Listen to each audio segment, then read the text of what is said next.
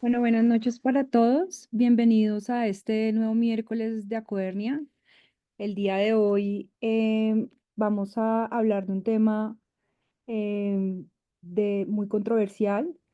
Esta charla está dirigida por el doctor Juan David Martínez. El doctor Juan David Martínez es cirujano laparoscopista avanzado de la Universidad CES, diplomado de pared abdominal Fuchs Sanitas, cirujano laparoscopista de la IPS Sura, miembro de Acodernia de Medellín, Colombia.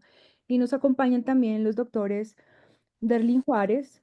Él es cirujano general, especialista en cirugía de pared abdominal del Hospital Materno Infantil de Salta en Argentina, y el doctor Ezequiel Palmisano, cirujano general con dedicación exclusiva en patología de la pared abdominal, cirugía de hernias y diastasis abdominal, del Instituto Metropolitano y Clínica IAMEL de Rosario, Argentina. También nos acompañará el doctor Juan Carlos Valencia, cirujano general de la Universidad del Valle, diplomado de hernia de Unisanitas, líder del grupo de pared abdominal de la clínica Imbanaco, presidente de ESCOPA de Cali, Colombia. Entonces, para ser cumplidos y respetuosos con el tiempo de todos ustedes que nos quisieron acompañar el día de hoy, pues quiero darle la palabra al doctor Juan David Martínez para que iniciemos con esta presentación. Andreita, buenas noches. Buenas noches a todos. Buenas noches a Erlin, a Ezequiel, a Juan Carlos. Gracias por estar aquí con nosotros. Siento muy motivado y muy contento de tener gente de tan alta calidad académica y técnica en la cirugía de pared abdominal. Para mí es todo un honor estar con ustedes aquí esta noche y tratar de que sigamos aprendiendo el manejo de la diastasis de rectos y darnos cuenta en qué va el cuento que empezó hace muchos años con Derlin, que lo tenemos aquí, tenemos esa ventaja de tenerlos con la repa hacia dónde hemos avanzado, qué hemos hecho, qué ha pasado y darnos cuenta de cómo la pared abdominal sigue creciendo en todas las posibilidades y más en este tema tan controvertido de la diastasis y asociado a hernias que tantas posibilidades nos presenta. Entonces voy a empezar de una vez. Me conocen, empezamos con todo. Yo siempre muestro esto en todas mis presentaciones porque yo pienso que uno tiene que estar asociado, tiene que ser asociado a cualquier posibilidad de sociedades educativas que nos ayuden, uno, como soporte legal, dos, como soporte educativo, tres, como soporte para cursos, cuatro, como soporte para reuniones y seguir creciendo como cirujanos que nos ayuden en toda esta situación. Entonces siempre estén en todas las posibilidades, siempre háganlo y siempre únanse. Estos son mis sitios de trabajo. Yo trabajo en Medellín, trabajo en Salud Sura Industriales y tengo mi consultorio médico en la Torre Médica de Oviedo. Bienvenidos cuando necesiten alguna cosa aquí en Medellín. Dando entremos, esto es lo que generalmente vemos, esto es lo que generalmente nos enfrentamos cuando vemos un paciente con diastasis. Vemos un paciente que tiene un bulto en la línea media, sobre todo cuando hace una maniobra de valsalva, y muchas veces está acompañado de hernia, y es el tema que nos atañe a nosotros muchas veces como cirujanos generales para no meternos en otras especialidades.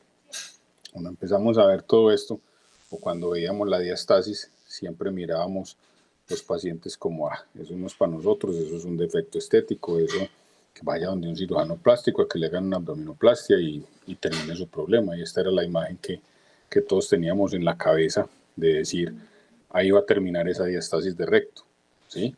Pero afortunadamente las cosas han ido cambiando, el estudio de la pared abdominal ha crecido, ha mejorado mucho y hemos podido hacer otras cosas distintas.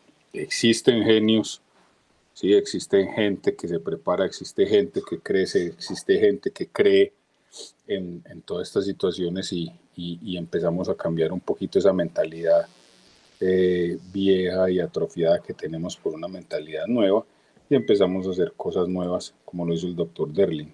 Cuando empezamos a hablar de diastasis, esta es la imagen que nos tenemos. Es una imagen que me prestó el doctor Mauricio Basto, que me parece espectacular porque esto es lo que generalmente nos imaginamos cuando nos vamos a meter a operar un paciente de diastasis. Y esto es lo que el cirujano plástico, el cirujano general, se enfrentarían y se confrontarían por decir esto es mío, esto es mío, esto es mío, esto es mío. Pero no, afortunadamente las cosas han ido cambiando y nos hemos ido dando cuenta de por qué tenemos que meternos en el campo de la diastasis también nosotros como cirujanos generales. No es de ahora.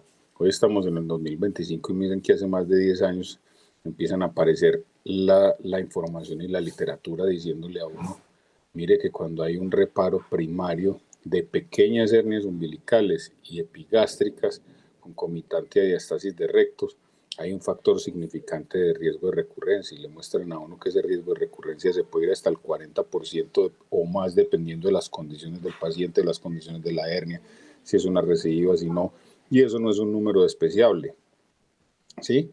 Y aparece en el 2017 en Surgical Endoscopy también una publicación nueva donde ya estamos viendo que el cirujano general tiene una perspectiva distinta para tratamientos y opciones del paciente con diastasis de rectos asociada a hernia. Entonces no es un cuento que nos inventamos, no es una moda, no es meternos en el terreno del plástico, no es hacer muchas cosas y vamos creciendo. Miren que no solamente nosotros, especialidades como la fisioterapia o profesiones como la fisioterapia también nos enseñan y nos muestran que hay desórdenes y que hay disfunciones musculoesqueléticas asociadas a la aparición de diastasis de rectos y que alteran la calidad de vida, ¿sí? En estudios como estos nos empezamos a dar cuenta de la asociación del dolor lumbar, de la pesantez pélvica, de la incontinencia urinaria, de otros síntomas que pueden aparecer en el paciente con diastasis y es lo que nosotros como cirujanos generales tenemos que aprender a evaluar en todo este tipo de pacientes. No es que nos llegue simple y llanamente el paciente con diastasis y nosotros le decimos, claro, mañana lo operamos, ¿sí? Y eso no es así. Yo pienso que el perfil del cirujano ha cambiado y el perfil del cirujano que opera para abdominal tiene que ir cambiando y para eso están todas estas posibilidades de prepararse y de seguir creciendo académicamente con todas estas posibilidades. Entonces, ya viendo todas estas necesidades, viendo todos estos cambios, viendo todas estas disfunciones que aparecen y de todo, pues empieza a aparecer la gente brillante teniendo ideas brillantes y empiezan a aportarnos y a que crezcamos en todo este campo de la pared abdominal asociada, de la diastasis, perdón, asociada a las hernias de línea media, para que podamos tener unos mejores resultados y los pacientes también tengan esos resultados que ellos quieren y que nosotros esperamos. Hoy me voy a referir solamente a las técnicas mínimamente invasivas. Hay muchas técnicas abiertas y mínimamente invasivas, pero voy a hablar un poquito de las técnicas mínimamente invasivas, que es lo que en este momento más nos atañe y a lo que vamos a ir mostrándonos cada uno. Entonces les voy a hablar de cada una de estas técnicas, de la técnica de Sama, las técnicas intraperitoneales, de las técnicas preperitoneales, de las técnicas aponeuróticas y las técnicas mixtas. Yo voy hablando como en orden. Miren que la técnica de Besama es una técnica mínimamente invasiva que está descrita desde el 2009 por el doctor Jorge Besama, que es chileno, y su grupo de trabajo. Yo nunca he realizado esta técnica, hay gente que lo ha hecho, hay gente que no, entonces no puedo dar un concepto claro sobre esta técnica, pero nos aclara que supuestamente es una técnica fácil de replicar, es una técnica con buenos resultados y lo que hace es hacer una incisión supraumbilical para llegar al espacio preperitoneal. Al llegar al espacio preperitoneal se va a hacer una disección hacia cefálico por todo el espacio preperitoneal, creando un espacio y logrando meter una malla, la cual él hace con una valva, dobla la malla, la fija para que la malla se pueda empujar hasta el final, expandir y dejar la malla en ese espacio preperitoneal para corregir, perdón, retromuscular para corregir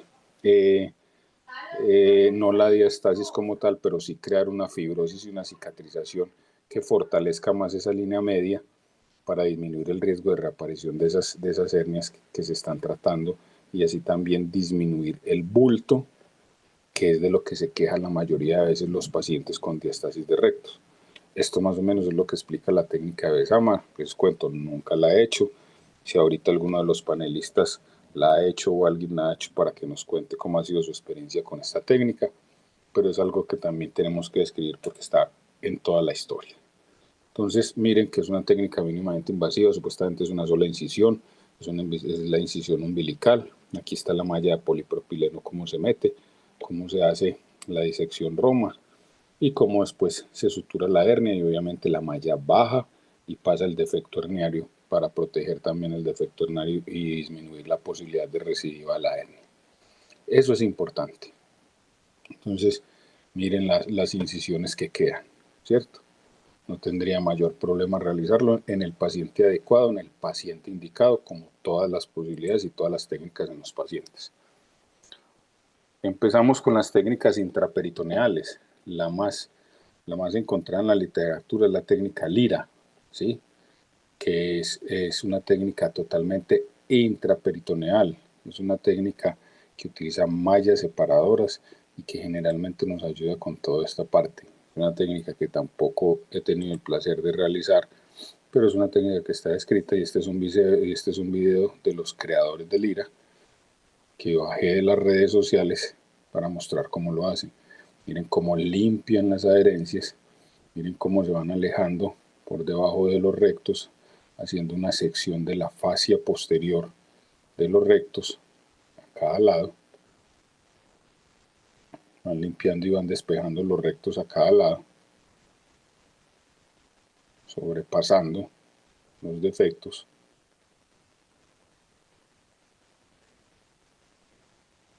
Para unir estos dos y al tener hecho con una sutura van a unir, ellos utilizan aquí, están utilizando una sutura barbada, ¿sí? Van a unir los bordes mediales de cada labio de fascia que se utilizó para ir cerrando el defecto. Entonces aquí hoy en aras del tiempo voy avanzando un poquito la sutura. Miren cómo poniendo sutura van haciendo todo el cierre del defecto desde los bordes mediales de la sección de la fascia posterior que realizaron.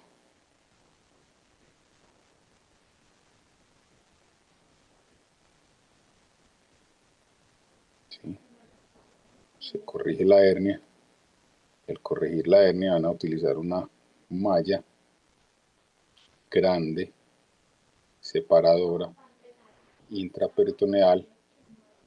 Cuentan les va a ayudar a causar fibrosis en esa pared abdominal. Uno va a proteger la hernia y dos, va a proteger la línea media, donde nos la va a sellar y nos va a disminuir la posibilidad de que esa hernia asociada a esa diastasis se pueda repetir nuevamente. El detalle técnico de esta parte es que tiene una malla intraperitoneal. ¿Listo? Es muy importante siempre que tengamos en cuenta que tienen esa malla e intraperitoneal para tenerlos en cuenta. Entonces seguimos avanzando y seguimos viendo posibilidades de esto. En el 2017 aparece Belansky con la corrección extraperitoneal de las hernias de línea media. Al darse cuenta de esa corrección cruzando la línea media, nos empezamos a dar cuenta de que también existe esa diastasis y que hay que corregir esa diastasis, y este ETEP ventral se nos convierte en una muy buena posibilidad para poder corregir estas hernias de la línea media y tener esas situaciones adecuadas para poder lograrlo. ¿Qué ventajas tiene? Los puertos pueden ser en múltiples partes, dependiendo del defecto. Pueden ser puertos cefálicos, pueden ser caudales, pueden ser laterales. Hay accesos ya como lo describió el doctor Jorge Daes en sus últimas publicaciones, los accesos transcostales, que le permiten a uno una maniobrabilidad más amplia en el espacio extraperitoneal y más comodidad para hacer el cruce de líneas y para cerrar los defectos y para corregir las diastasis. Entonces, el ETEP se convierte en una posibilidad muy adecuada para este tipo de pacientes y sobre todo para los pacientes que tienen algún grado de obesidad, para los pacientes que tienen cirugías previas por vía anterior, para los pacientes que tienen una piel que muy probablemente no va a ser la adecuada para manejar por otras vías. Entonces, esto le da a uno muchas posibilidades y le da muchas cosas. Ventajas de esta técnica: no penetra la cavidad abdominal, tiene menor riesgo de obstrucción por bridas y adherencias que entrar a la cavidad y colocar otras mallas, la disminución del riesgo de los puertos, exige destrezas laparoscópicas en el cirujano, sobre todo para reconocer, uno, los reparos anatómicos adecuados y dos, realizar suturas de techo que son un poco más complejas. Y obviamente si hay hernias asociadas, hernias no mayores de 8 centímetros, se recomiendan estar operando por este tipo de técnicas. Cuando uno va a hacer este tipo de técnicas siempre tiene que tener una tomografía asociada porque es importante, sobre todo en el paciente obeso, sobre todo si hay que sospechar de efectos grandes, mirar si se va a hacer o no por la paroscopia, mirar si hay hernias laterales porque lo puede llevar a uno a hacer un TAR y no simplemente un RIPS, mirar si hay la diferencia entre atrofia por denervación versus hernia, que es muy importante para definir el tipo de manejo y saber si puedes hacer la vía laparoscópica o la vía abierta. Y si hay una diastasis, obviamente entrar preparados para corregir esa diastasis en ese tipo de pacientes. También le sirve a uno para este tipo de paciente que son las expectativas, el paciente que le dice a uno, no me quite mi cicatriz, no quiero tener otra cosa distinta, yo quiero que me haga algo, pero me tiene que dejar mi cicatriz. Entonces eso no se convierte en una posibilidad también muy importante para uno frente a las expectativas que tenga el paciente. La gran ventaja del RIPS es que uno lo puede hacer con o sin balón. Si hay lentes de 5 milímetros, muy bueno utilizarlo porque le da a uno la movilidad de los lentes. Generalmente se utilizan entre 4 y 6 puertos, hay mallas convencionales y obviamente la mayoría de veces no hay que fijar. Si usted tiene sellantes, si usted tiene alguna cosa, lo puede hacer con sellantes sintéticos o sellantes biológicos y no tiene ningún problema. Si usted no lo tiene y no lo quiere hacer, pues obviamente lo puede hacer sin ningún problema. Aquí vemos esta imagen de esta hernia con esta diastasis, una separación de más o menos 4 centímetros que hay que corregir para poder tener un buen desenlace en ese tipo de pacientes. Esto es importante, saber colocar el paciente, sobre todo cuando es obeso o cuando se va a trabajar de caudal acefálico. Es muy importante que las piernas quiebren muy bien para poder manipular muy bien las pinzas de la laparoscopia y tener comodidad y ergonomía para poderlo hacer. Entonces, esto es algo que a uno a veces los libros no le dicen, que uno lo aprende con sangre y con dolor de hombros y de codos, pero que tiene que estar uno pendiente cuando ya tiene la experiencia para todo. Lo que les decía, la posición de los puertos de trabajo según el sitio de la hernia y con todas las cosas, pueden ir desde estar en la parte inferior del abdomen, en la parte superior del abdomen, en la parte transcostal o en la o en la o colocarlos en la parte lateral del abdomen para el acceso que uno quiera frente a toda esa situación. Lo otro es la utilización de los balones. Estamos acostumbrados y nos gustan los balones, pero la mayoría de veces por vivir en unos estados que no son tan ricos y con unos sistemas de salud a veces tan pobres, pues muchas veces no podemos utilizar el balón, pero cuando utilizamos el balón siempre se puede utilizar. Me gusta mostrar este video como ejemplo de colocación del balón porque muchas veces a veces nos imaginamos que es un proceso difícil, que es un proceso complejo y no tiene mayor ciencia y se puede hacer muy fácilmente y replicar muy fácilmente. Y es entrar a la hoja anterior del recto sobre el músculo recto, disecar las fibras del músculo recto y desplazarse retrorrectal. El dedo, así como hacemos en la parte inguinal, también hacemos en la parte ventral para la colocación del balón.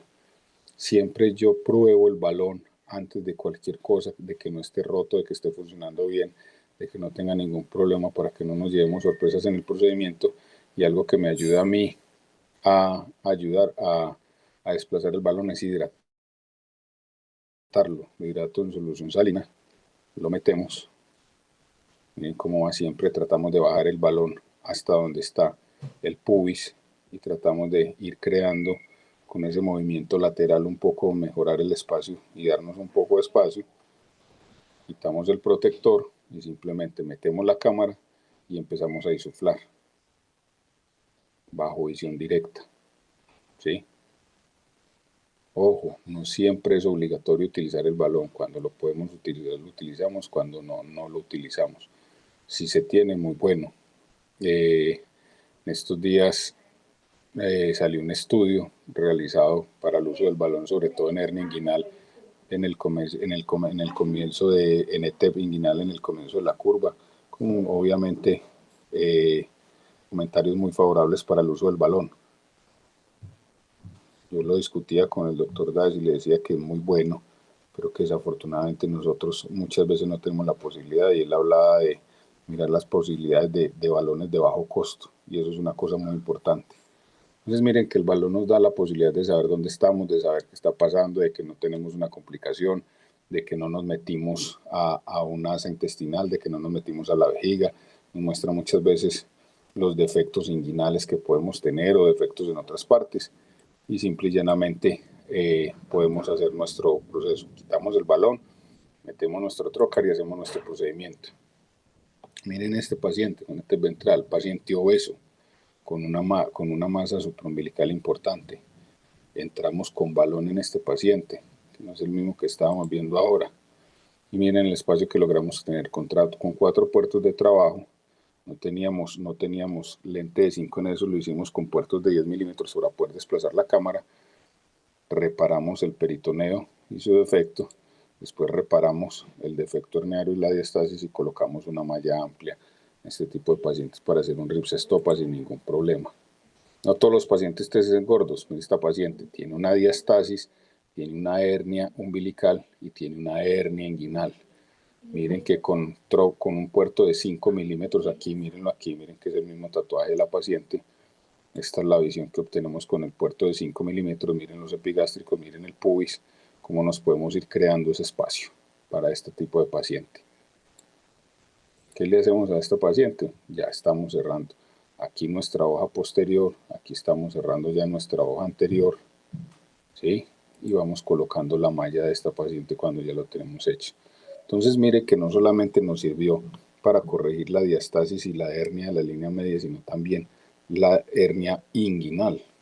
Y hay varios casos con esto. Este paciente es un paciente con un Ehlers-Danlos. Tiene una diastasis, tiene una hernia umbilical, 2 hernias epigástricas y una hernia inguinal derecha. Lo abordamos también con el espacio extraperitoneal. Empezamos con estos 3 primeros puertos: el puerto que venía sobre el recto, el puerto en hipogastro y el puerto en la fosa ilíaca derecha. Aquí podemos ver la región inguinal. Como lo abordamos, le colocamos su malla amplia sin ningún problema, colocamos el puerto izquierdo y ya nos vinimos a corregir las hernias de la línea media y la diastasis de rectos. Este paciente no es, miren esta parte, miren la separación, el defecto herniario y miren la diastasis de este paciente. Este es un paciente con un índice de masa corporal de 34, que generalmente no volvemos a, no vamos a defectos más grandes. Aquí vemos cómo empezamos, cómo vemos el contenido herniario aquí, sin ningún problema. Cómo lo reducimos, vemos la diastasis que nos queda, cómo cerramos toda la diastasis y colocamos nuestra malla. Entonces cuando seguimos mirando y tratamos de variar y de seguir buscando fuera del resultado funcional y el resultado final, el paciente cada vez nos exige más por la parte estética y nos exige también por la parte de esconder las heridas, de decir no quiero cicatrices, no quiero otras cosas distintas, y aparecen estos 2 doctores, el doctor Gabriel González y el doctor Giovanni Vergara, junto con el doctor Jorge Eduardo Uritica, describiendo una nueva técnica que es el ETEPSA, que es una variación del abordaje TEP clásico, pero con un abordaje suprapúbico. ¿Qué tiene esto importante? Tiene unas incisiones muy parecidas a las de REPA, pero en vez de hacer el espacio supraponeurótico, se va por el espacio retromuscular. Esta es más o menos la disposición de los puertos. Miren la hernia, miren la diastasis y miren la visión que uno tendría de ver en estos pacientes. Miren la hoja posterior del recto, miren la hoja posterior del recto. Aquí están los rectos encima y esta es la línea media. Y esto es lo que uno va tratando de hacer. Esta es la visión que se obtiene generalmente después de hacer esta disección en el hipogastrio. Y miren que aquí vamos a ver, miren la fascia, la hoja posterior de la fascia a un lado y al otro, y miren cómo se puede meter uno dentro de los rectos. Si se puede hacer con balón, esa primera disección inicial es muy buena. Si no hay balón, los doctores nos enseñan que con una disección digital también se puede hacer sin ningún problema. Es un poco más compleja cuando el paciente tiene cicatrices previas en el hipogastrio, pero también se puede hacer, ¿sí? Y ese acceso nos va dando la posibilidad de ir entrando al espacio que queremos y utilizar ese espacio preperitoneal. ¿Listo? Miren aquí cómo se va viendo directamente la colocación de los otros puertos y sin ningún problema.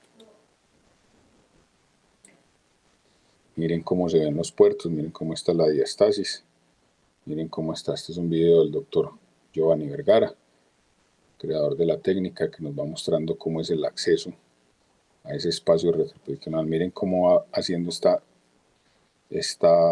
presión sobre la pared abdominal que nos va llevando al espacio que queremos y hacer esa disección Roma con la cámara para lograr formar casi que todo ese espacio retromuscular de una forma Roma. Ya está muy lejano. Lo que a veces abierto o por vía endoscópica hacemos desde otra parte. Miren cómo se hace en esta técnica con el lente. Entonces, miren que es una técnica bonita, miren que es una técnica anatómica, miren que es una técnica que nos da ergonomía y que le da estética al paciente para que tenga las cicatrices lo más escondidas posible y nos da un resultado funcional muy importante, que es el que todos queremos para la corrección de la diastasis y para la corrección de la hernia. También trabajamos entre especialidades. Esta es una paciente con cirugía plástica que les voy a poner el audio del cirujano plástico, lo que dice con esta paciente. Él fue el que nos llamó. Miren.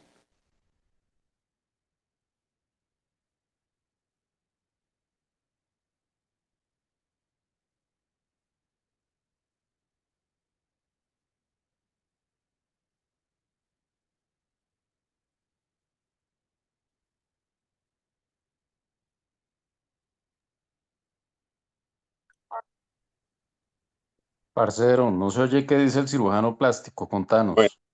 Bueno, no se oyó. Esta es una señora que tenía una colecistectomía abierta, ¿sí?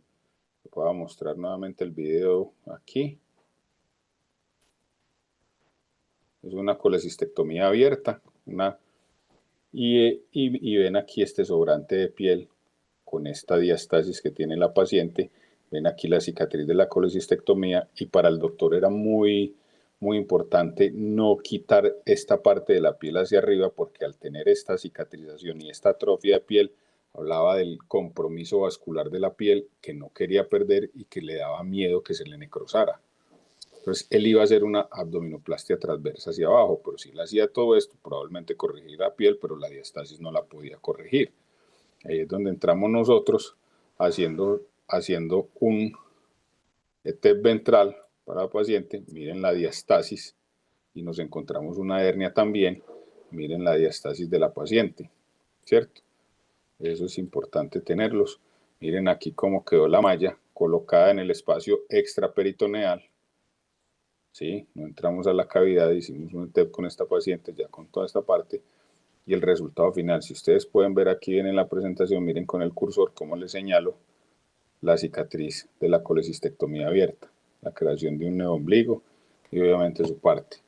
Entonces, miren que no solamente nosotros, que no solamente los plásticos van a trabajar solos, ya tenemos que pasar integrados a alguna cosa distinta y podemos aprovechar ese espacio extra también para trabajar con... Hay alguien con el micrófono abierto. Eso. No sé. Y obviamente el reparo robótico, sí, que se está empezando a utilizar también mucho en todas estas partes y puede tener un abordaje intra o extraperitoneal. Obviamente mejora el performance del cirujano cuando se tiene una buena curva ya, evita el uso de ciertos dispositivos, replica técnicas laparoscópicas, es costo efectivo en parada abdominal compleja y es el hoy. Ya en Bogotá hay más de 4 o 5 plataformas robóticas y eso nos indica de que sí se puede, sí se va a hacer. Latinoamérica ya en muchas partes hay plataformas robóticas y cada vez más el acceso del cirujano a la plataforma robótica es más amplio, entonces cada vez nos va ganando espacio y cada vez vamos teniendo mucho más que hacer. Cuando salimos del espacio extraperitoneal nos podemos meter a otro espacio, y son las técnicas suprafaciales. Aquí yo me puedo dar el champú de popularidad con el doctor Derlin Juárez. Esto fue en Costa Rica el año pasado, que estuvimos en el Congreso Nacional de Costa Rica. Tuve el placer de compartir con él y estar con esto. Y miren que él nos describe esa reparación endoscópica prefacial de los rectos como una nueva técnica. Viene mucho y es lo que todos conocemos como el REPA. Este fue como el origen de todo este cuento, de todo lo que hemos visto de intraperitoneal, de única incisión, de espacio extraperitoneal, de todo. Yo creo que gracias a este señor todas estas cosas explotaron y empezamos a mirar la diastasis de otra forma y empezamos a tener la posibilidad de seguir creciendo y de seguir creando las situaciones que hoy estamos exponiendo y que muchas veces todos estamos haciendo para esta parte de todo. Tiene resultados buenos, tiene resultados muy buenos y tiene resultados que se pueden medir, pero tiene indicaciones muy especiales. No es para todos los pacientes, no es para pacientes con pieles sobrantes colgantes, no es para pacientes con índices de masa corporal muy altos. Sí, aunque Erling lo hace en mucho tipo de pacientes, yo pienso que diastasis mayores de 5 o 6 centímetros para REPA es una cosa que es discutible y que siempre va a haber, pero Derlin ha tenido una gran experiencia en su hospital materno-infantil con ese tipo de diastasis grandes. Cómo está con esta diastasis después de sus embarazos asociados a una hernia umbilical y después, si este es el procedimiento, miren aquí cómo lo vamos viendo, cómo separamos todo el colgajo dermograso de la pared abdominal, cómo juntamos nuevamente los bordes de los músculos rectos, imbricando esa diastasis de recto, aplicando esa diastasis de recto totalmente, como nuevamente fijamos el ombligo, que lo pueden hacer de muchas maneras. Es más o menos el resumen de la técnica, de lo que se tiene y lo que da. Y tiene resultados buenos, tiene estudios buenos, sí, va mostrando todo y va mostrando todas las posibles complicaciones y los resultados. Este artículo salió en la revista Hispanoamericana de Hernia, fue un estudio multicéntrico donde se reportaron más de 300 repas con los resultados, con las complicaciones, dando un porcentaje de complicaciones baja y un porcentaje de resultados favorables muy alto que sostenía esta técnica para mantenerla en el tiempo y seguirla haciendo frente a todas las cosas. Estos son los resultados. Esta fue la primera paciente que vimos. Y van viendo uno los resultados en el posoperatorio casi que inmediato. Este es el 10º día, perdón, que le quitamos el dren a esta muchacha. Miren cómo está todavía con el uso de la faja aquí, con todo y cómo cambia el aspecto de su abdomen. Entonces es muy importante y en pacientes bien seleccionados es una técnica que tiene un resultado muy bueno y es muy bien recibido por los pacientes. Es muy funcional y es muy cosmético. Esta prueba de Matarazzo que está aquí, que es la que están haciendo, obviamente es lo que nosotros tenemos que mirar para ver si ese colgajo dermograso es el adecuado o no para decir si un paciente es adecuado o no para hacer este tipo de procedimientos. Si esta prueba de Matarazzo es positiva y es tener un pliegue mayor de 3 centímetros en estos pacientes, no se le debe hacer una repa. Es un paciente que muy probablemente sea apto para otro tipo de técnica. Antes de otras, simplemente se iría a una ultraabdominoplastia. Hoy hay más opciones para esos pacientes que tienen esas pruebas positivas que no sería lo adecuado para dejarlos con una repa. Listo. Entonces es muy importante que tengamos en cuenta esta prueba para que no tengamos problema en la elección adecuada del paciente. Y seguimos creciendo. Aquí tiene uno la oportunidad de estar la semana pasada con el doctor Palmisano en Santa Cruz de la Sierra, en Bolivia, en un congreso y en un hands-on y con cirugías demostrativas, y se pudo hacer. Él junto con el doctor Guillermo de Blasio, cirujano plástico, desarrollaron una técnica, una táctica nueva que es la MILA, que es una lipoabdominoplastia mínimamente invasiva, ¿sí? Esto es muy importante porque es una táctica, una técnica que integra del todo las dos especialidades, la cirugía plástica y la cirugía general, y le da la oportunidad a esos pacientes que veíamos en REPA que no eran adecuados para REPA, que no eran adecuados como para hacer un ETEP ventral porque el tamaño de sus hernias no es muy grande, porque no son tan obesos, pero que tienen un índice de masa corporal de 26, 27, 28, y uno dice, estamos que sí, estamos que no, les da una oportunidad de tener un tratamiento adecuado para esa diastasis asociada a hernia y resolver tanto estética como funcionalmente su pared abdominal. Lo que hace generalmente este tipo de procedimientos es algo, tiene tres etapas importantes y que esté. Etapa uno de la liposucción ultrasónica, ¿sí? Es liposucción ultrasónica. Etapa 2 es la repa como tal, ¿sí? Donde acaba de sacar esta matriz, se acaba de organizar esta matriz fibroceptal para separarla, despejar la diastasis, corregir la diastasis y colocar su malla. Y la etapa 3 que es el renuncio, que es el renuvium, que sirve para el tensado de la piel. Entonces miren que son tres etapas. Una, la liposucción ultrasónica, la repa y el renuvio. Listo, es muy, muy, muy importante hacerlo. Seguimos viendo, y el año pasado también otro cirujano argentino, el doctor Osvaldo Santilli, nos muestra otra técnica más que es muy importante y otra oportunidad más para hacerlo. Y es este tipo de separación, y es generalmente hacer como un ribs estopa, pero desde la parte superior, desde la parte prefacial. ¿El que hace? Con tres puertos desde nivel infraumbilical o umbilical, coloca aquí, tiene su diastasis y lo que hace desde arriba es hacer esa disección retrorectal para poder coger este espacio, hasta las líneas de Miller, hasta donde están los vasos, colocar una malla y después cogerlo. Mírenlo cómo hace esta disección, coloca la malla, fija la malla y después cierra la hoja anterior de los rectos, ¿sí? Deja su dren, tiene su banda elástica y es otra técnica también que le da a uno la posibilidad de mirar qué puede hacer con esto. ¿Qué tiene de problema también esta técnica? Que en las pieles que son muy sobrantes, que en las pieles que son muy colgadas, que es una cosa, muy probablemente no sea lo más indicado hacer si queremos tener un resultado cosmético adecuado, para que ustedes estén claros con toda esa parte. Entonces miren que hay muchas posibilidades. Hay posibilidades retromusculares con una sola incisión, que es la técnica de Besama. Hay posibilidades intraperitoneales como la técnica Lira. Hay posibilidades extraperitoneales como el ETEP ventral. Hay posibilidades prefaciales como el REPA, como la MILA, como la de la técnica del doctor Santilli. Entonces vamos creciendo y vamos teniendo cada vez ese arsenal terapéutico más grande para ofrecerle adecuadamente a nuestros pacientes lo que necesitan, lo que realmente es, y no encajar al paciente en una sola técnica o que una técnica sea para todos los pacientes. Tenemos que evaluar muy bien los pacientes y ofrecerle esto.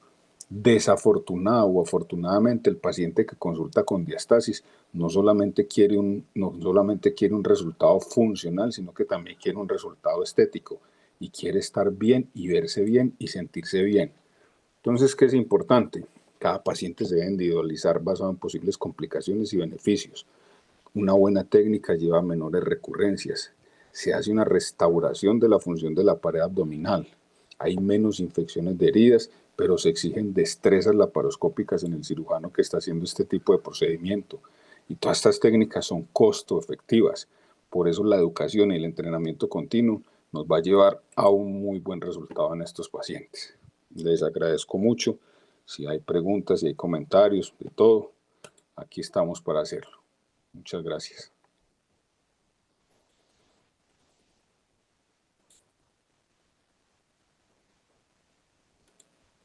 Voy a dejar de compartir pantalla.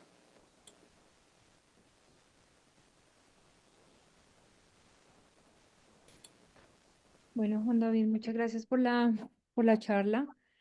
Tenemos algunas preguntas en el chat, pero pues me gustaría de pronto tener algún comentario de nuestros panelistas invitados, pues relacionado con la charla que acabas de terminar. Entonces, no sé. si alguno de nuestros invitados puede hacernos algún comentario o algunas conclusiones finales de la charla.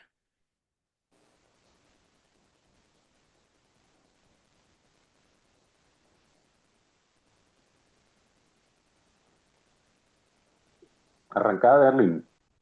Bueno, buenas noches. Gracias por la invitación. La verdad que es un honor estar acá con mucha gente apasionada de la pared. Juan David, te felicito, la charla muy completa. Es difícil en pocos minutos resumir una especialidad y, y con tantas técnicas, tantas opciones. Y, y bueno, la verdad que este es un tema interesante porque eh, permite un abordaje distinto eh, con cada plano, con cada paciente. No es como la vesícula. Si le hago un abordaje subcostal o laparoscópico, yo voy a ver lo mismo, no va a cambiar absolutamente nada y creo que no habrá mucha discusión. Acá sí. Y, y las técnicas que vos nombraste, yo las hice casi a todas. Eh, Cada una tiene su indicación precisa. Eh, Empezando por la del doctor Besama, que es una cirugía poco invasiva, pero con selección de pacientes con diástasis muy pequeñas, que hasta te diría que no sé si es quirúrgico, porque la indicación del doctor es diástasis menor de 3 centímetros, y creo que diástasis menor de 3 centímetros somos poco lo que operaríamos, pero bueno, se puede modificar un poco el tamaño de la malla, ampliar la herida y mejorarla, y para mejorar los resultados. Yo no tuve buen resultado. Eh, con el tema ITEP, creo que la selección va a depender del paciente y también del paciente que de la hernia más que de la diástasis, eh, porque no es una técnica fácil desde el punto de vista que es demandante, tiempo quirúrgico, destreza. Yo creo que va para la última curva o el último escalón de la formación de estos abordajes. Eh, la técnica Lira creo que no se debería usar porque dejamos una malla intraperitoneal y hoy en día tendemos a hacer extraperitoneal. Me refiero, no se debería usar de manera rutinaria, salvo en casos especiales o recidivados donde no hay plano virgen. Y creo que el ETEPSA no deja de ser un RIPS eh, eh, o RIPS estopa si vamos hacia más abajo, pero con un abordaje que nos seduce por lo estético, por lo fácil de manipular toda la línea media y de suturarla, diferente a lo que hacemos en un ITEP lateral, donde la sutura a mí me cuesta. No sé si yo soy poco habilidoso, pero es incómodo. Y el ITEPSA viene a seducir eso, me parece un buen plano. Y bueno, el REPA, tengo ahí un sesgo, pero eh, qué me convence del REPA a mí para estos casos? Que yo no rompo la línea media. Simplemente diseco el celular subcutáneo y plico la línea media. En el ITEPSA sí lo hago. Tengo que cortar la línea media para hacer el crossover, pero bueno, esto es cuestión de gusto, de elección. Y yo, ¿por qué priorizo la REPA? Porque el actor principal acá es la diástasis. Si yo tuviera una diástasis pequeña con una hernia de 6 centímetros, ni lo dudo que la indicación es de TEPSA. Pero no hay duda. Yo estoy priorizando reparar la hernia, no la diástasis. Y, y bueno, nada más que felicitarte por la charla. Muy bien resumido todo, cada uno con sus pros y contras. Y quiero hacer un comentario acá que lo tengo al doctor Jan Cucleta, que él hacía el abordaje endoscópico preoponeurótico como Tesla muchos años antes y cuando vio la repa, creo que en las redes, me mandó un WhatsApp y me dice a veces los pequeños cambios marcan grandes diferencias y la repa como tal todavía no había salido publicada en la Surgical Endoscopy y bueno, yo dije entonces no vamos por mal camino si alguien como el doctor Cucleta piensa así, así que nada, quiero agradecerle que desde el primer día apoyó esta esta pequeña modificación al abordaje endoscópico.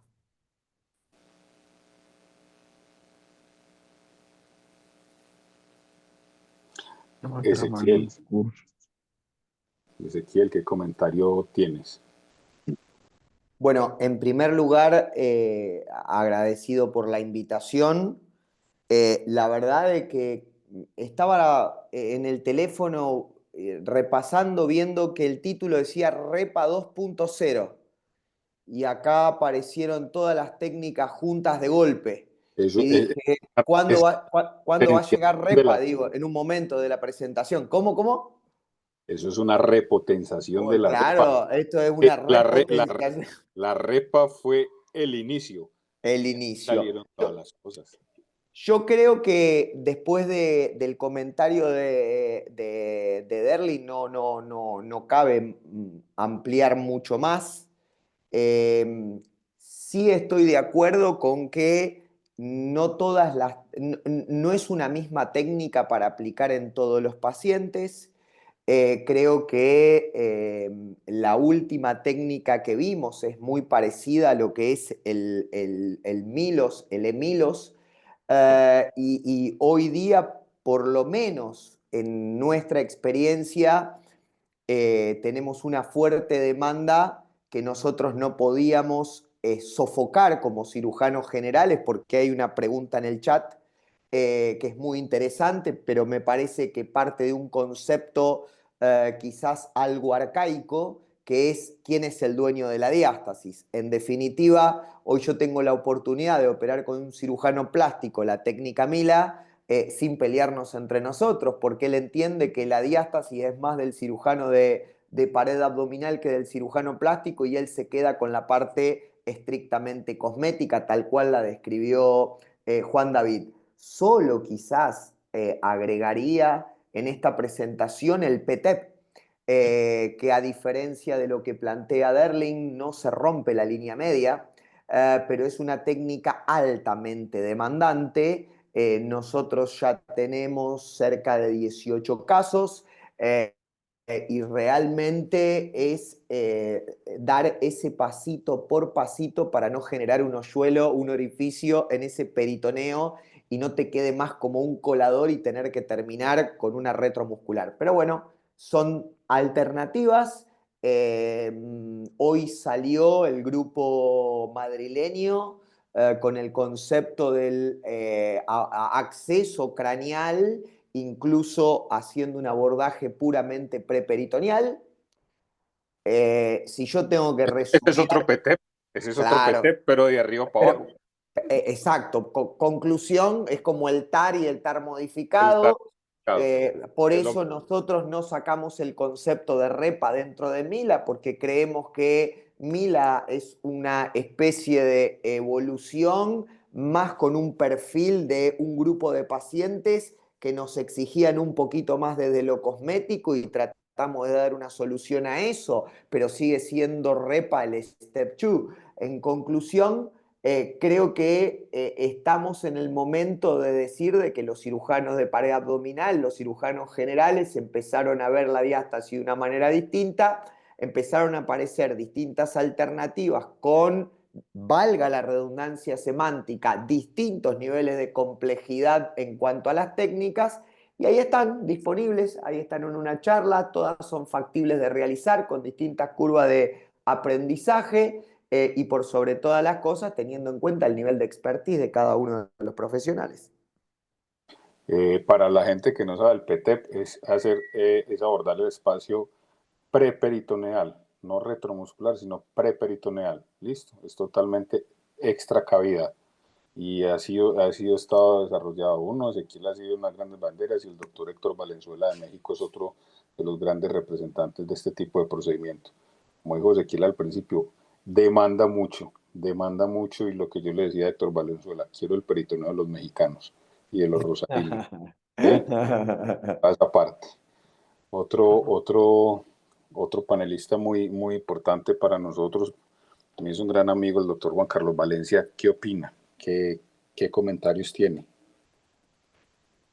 Muchas gracias, Juan David. Primero que todo, pues felicitarte por la excelente presentación, muy clara como siempre, esa facilidad para expresar las cosas. Muchas gracias por la invitación. Es un honor para mí pues estar con figuras como ustedes tan importantes en la hernia en Latinoamérica, en la educación, estar con el creador de la técnica, con el difusor de la técnica. Entonces es un honor grande para mí. Yo quiero hacer algunas consideraciones importantes. Primero, dar como ese reconocimiento, si bien tú mencionas que, y los que hemos hecho revisiones de esto, vemos que desde hace muchísimos años atrás, mucho más de lo que pensábamos, se venía hablando de diástasis de los rectos y de técnicas para corregirla. Definitivamente el punto de quiebre en la historia lo da Erling al publicar su técnica. Y es de allí en adelante, 2017 con su primera publicación, 2018 después con la segunda, donde esto empieza a convertirse en una bola de nieve que va creciendo cada vez más y donde se empieza a hablar claramente de diástasis de los rectos. Entonces, ese reconocimiento es muy importante y la difusión que le ha dado Ezequiel a todo este tema a través de todos sus cursos y de su incansable labor pues en la educación en toda Latinoamérica y en el mundo. Y hoy en día diástasis es un tema de primer orden en cualquier evento donde se hable de pared abdominal. Acabamos de participar la semana pasada en un simposio internacional en Alemania y diástasis es uno de los temas súper importante y se hace referencia a muchas técnicas, pero se tiene muy en cuenta la técnica REPA y bueno, algunos que hablan de escola, pero creo que para todos queda muy claro que REPA es el concepto original donde parte todo esto.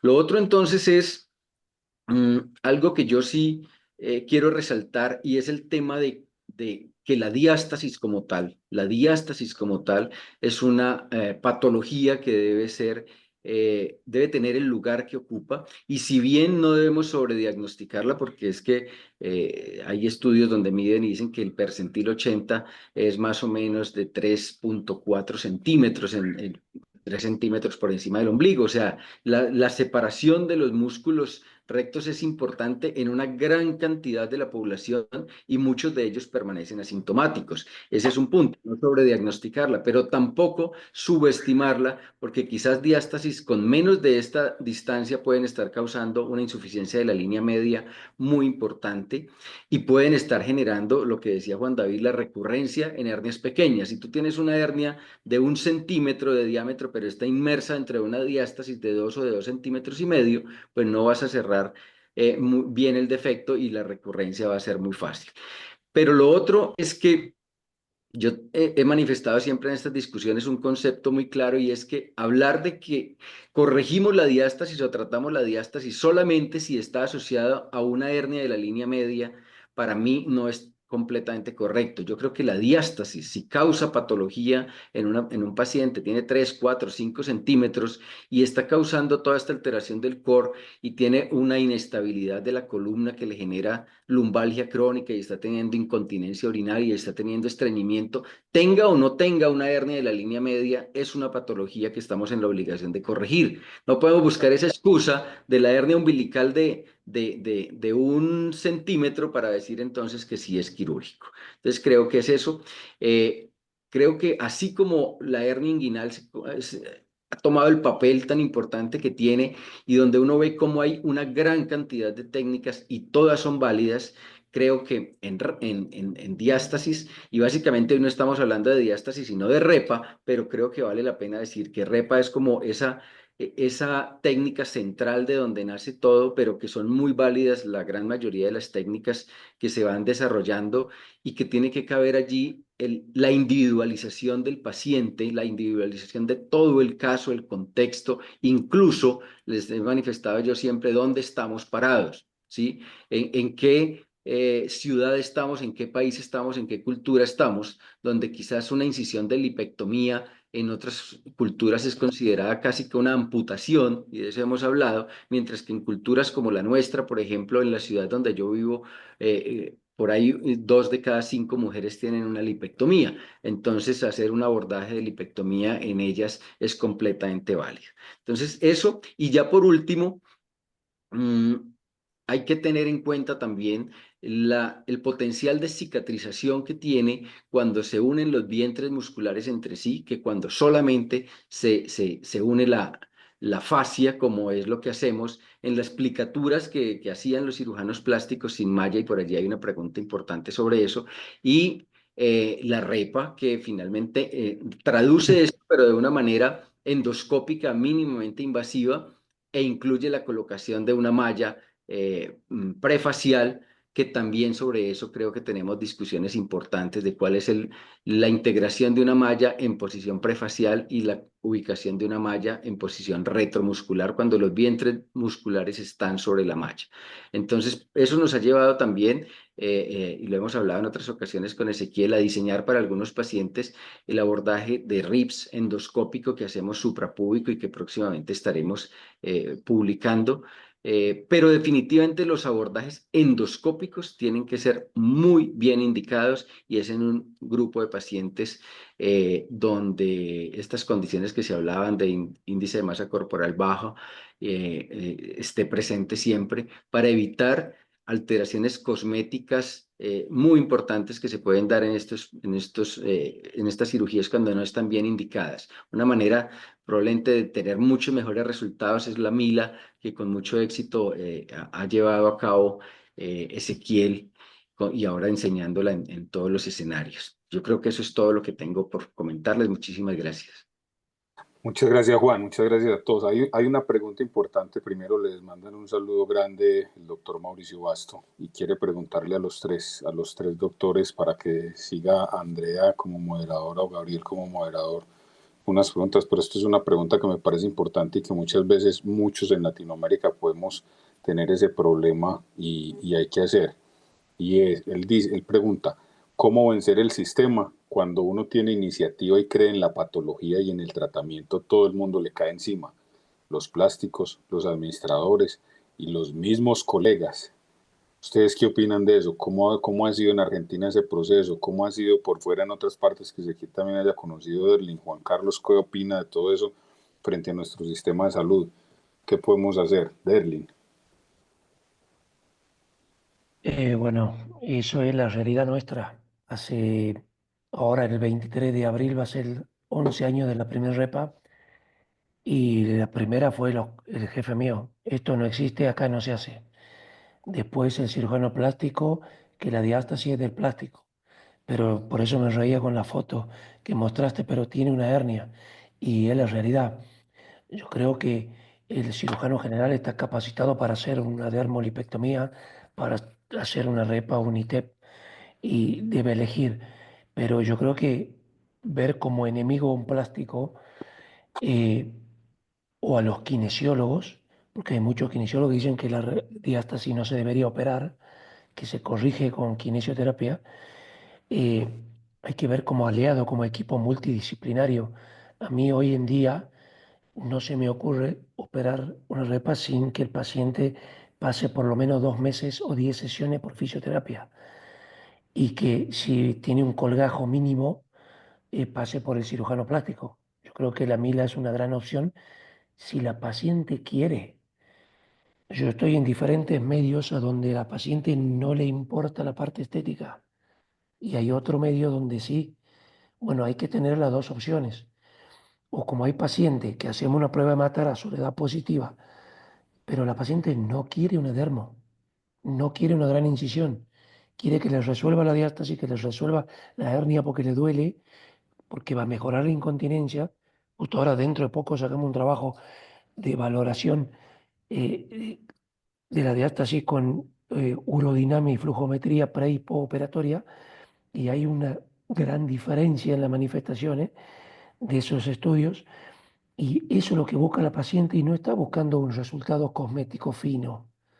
La paciente que quiere un contorno corporal de tal, ese es otro tipo de paciente que nosotros como cirujano general no la vemos.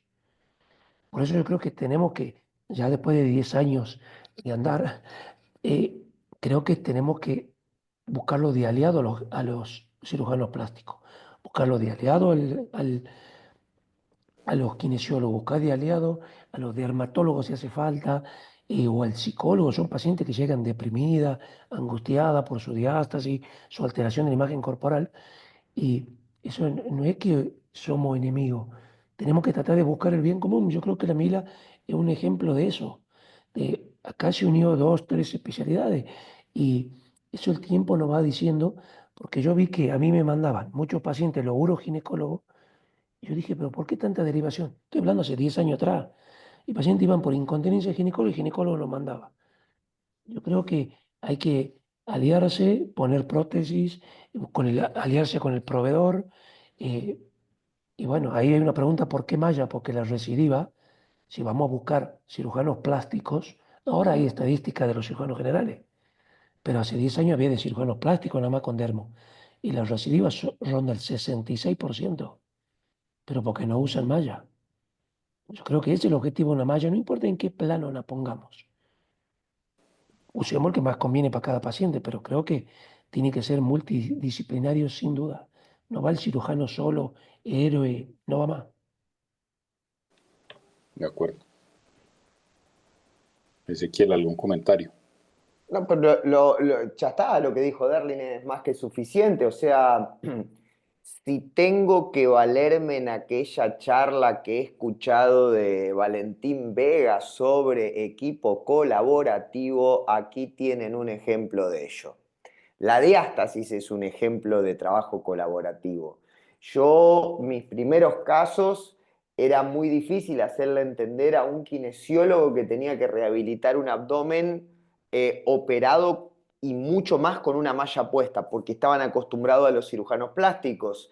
Y el trabajo que hacían con el cirujano plástico no es rehabilitación del complejo abdominolumbo-pélvico perineal. Chicos, les aclaro que hay cirujanos plásticos que creen que la kinesiología se basa solamente en hacer drenaje manual linfático.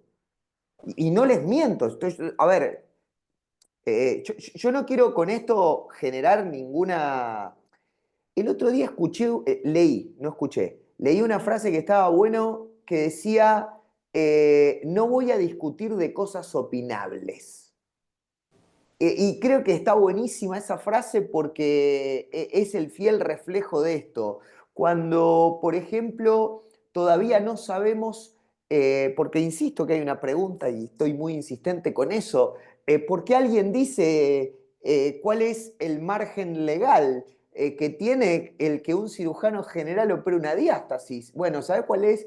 No la quiero responder yo, ¿no? Pero tengan en cuenta de que estamos hablando de la pared abdominal. Y yo no sé, digamos, una cosa es la cuestión cosmética y otra cosa es cuando yo quiero hacer una reparación anatómica y funcional de la línea media. Entonces, con todo lo que hemos aprendido y con todo lo que nos queda por aprender, creo que el camino va por ahí, por esto de formar un equipo colaborativo de trabajo.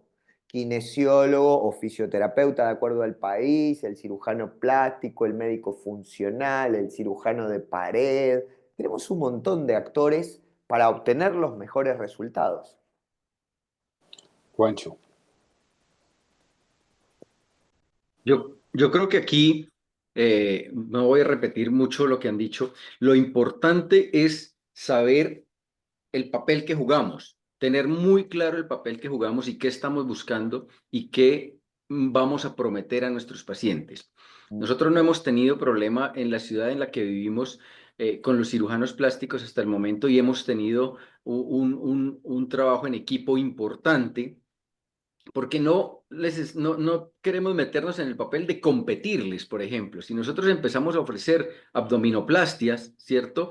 Cosméticas y empezamos a ofrecerle a un paciente un resultado cosmético, seguramente vamos a tener problemas. Y vienen a nuestra consulta a veces los pacientes y dicen, mira, es que me sobra esto, quiero que me haga una abdominoplastia que yo he visto que ustedes hacen. No, vaya donde el cirujano plástico si su interés es cosmético y tenemos a quien mandárselo y se lo mandamos. Y seguramente ese cirujano plástico, cuando encuentra también que su paciente tiene una diástasis que él no va a poder corregir o que ya poco a poco van entendiendo que muchas de estas deben ser corregidas de otra manera y necesita una malla, pues nos llaman y hacemos Pero, equipo. Perdón, Juan Carlos, perdón, no es que quiero interrumpirte, pero acá lo dijiste absolutamente todo, porque a mí me pasa con Guillermo. El otro día Guillermo en uno de los cursos lo que planteó es lo siguiente. Si Ezequiel todos los días opera una diástasis de músculos rectos, o la opera día por medio, o un día opera 4 diástasis, ¿qué sentido tiene que la haga yo si él la hace de una manera mucho menos invasiva y si yo le agrego lo que yo sé hacer, obtengo quizás hasta mejor resultado que una abdominoplastía? Nosotros lo que tenemos que lograr no es competir absolutamente con nadie ni tampoco venir a superponernos en procedimientos de los que nosotros no estamos acostumbrados a hacer. Podemos hacer cualquier cosa, es decir, yo me imagino de que los que estamos acá todos sabemos hacer una abdominoplastía, pero tenemos muy claro a quién le vamos a hacer una abdominoplastía nosotros y cuándo tenemos que derivar un paciente para que el cirujano plástico haga la abdominoplastía. Yo no voy a hacer una abdominoplastía por resultado, yo voy a hacer una abdominoplastía por necesidad. Y creo que ahí está la clave del éxito. Yo no intento solapar el trabajo de nadie, simplemente ofrecer un tratamiento que antes se hacía de otra manera y que quizás hoy se hace de otra manera, que es lo que nunca se escuchó. El otro día escuchaba al doctor Reidel en Brasil mostrar una imagen de una paciente con una cicatriz de 28-30 centímetros que es de una abdominoplastía con un ombligo plástico y una mila. No importa mila, pongan el nombre que quiera. Quieren ponerle repa a una paciente delgada sin lipoaspiración que obtiene el mismo resultado. O sea, esas pacientes bien calificadas para repa que no les sobra absolutamente nada, uno lo hace y quedan perfectas. En conclusión, cuando uno expone al paciente al espejo, el paciente tiene la posibilidad de elegir y ya la elección no depende de mí, depende de la elección del paciente. Yo no tengo que prometer nada porque como cirujano general yo no voy por resultados. El resultado lo tiene que tener el cirujano plástico y ahí está la clave de todo esto. Entonces ahí para terminar muy cortico, creo que eso es clave, pero también quiero contestar que desde el punto de vista médico-legal, un cirujano de pared abdominal debe estar en la capacidad de manejar la pared desde la piel hasta lo más profundo, hasta la fístula más compleja que existe en la pared. Debe estar en capacidad de hacer una abdominoplastia, una lipectomía funcional, una paniculectomía, debe estar en capacidad de hacerlo. Si esto le ofrece el mejor abordaje para realizar un procedimiento, debe hacerlo. Y como decía, no ofrecerlo como un resultado agregado, como una situación cosmética, sino como parte de su trabajo. Yo no voy a hacer una incisión transversa y le voy a dejar un colgajo redundante. Entonces, si lo puede hacer en condiciones indicadas, lo debe hacer. Y además probablemente exista un grupo de pacientes en el que no se le debe aumentar un costo extra al sistema para tener la compañía de cirugía plástica, pero también está ese segmento en el que se puede hacer cirugía conjunta. Entonces, el equipo siempre es la clave.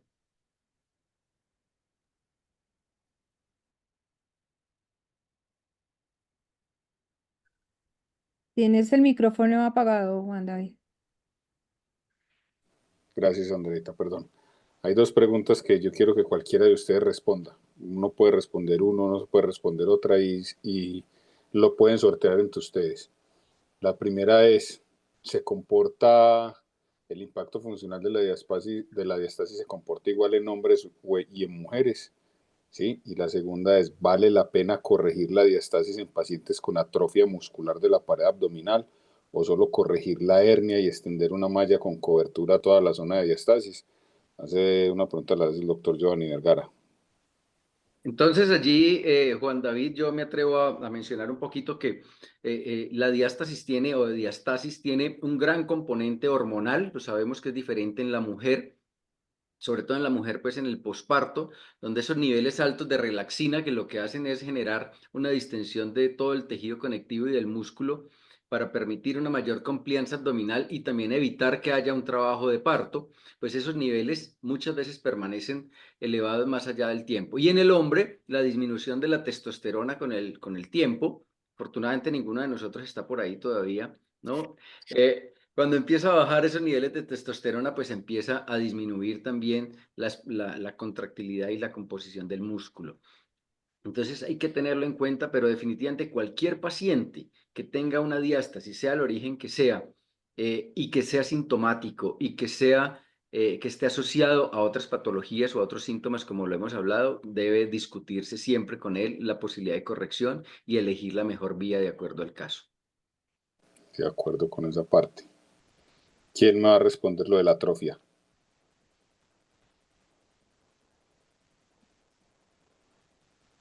¿Con atrofia a qué se refiere? ¿Atrofia por cirugía previa, atrofia por Claro. patología neuromuscular? Pongámoslo por cirugía previa. Y yo creo que hay que corregirlo, no hay ninguna duda. O sea, si la atrofia me va a exagerar la diástasis o va a aumentar la disfunción de la línea alba, no veo el motivo de no aplicar la línea media y poner una malla. Si extiendo o no para cubrir esa zona, la podemos discutir, depende de la amplitud. No es lo mismo una atrofia por una lumbotomía o por una subcostal. Yo creo que se debe corregir. Y yo creo que la pregunta con respecto a varón o mujer, ese efecto hormonal o no hormonal, yo creo que ya debería sacarse de lado. Ojo, no soy ni palabra autorizada ni mucho menos. Creo que el concepto que el embarazo modifica no va más porque no se operaría una paciente hasta el año de puerperio. No se me ocurriría. Y después del año el nivel hormonal por laboratorio está normal. Ese que queda un efecto puede ser excepciones.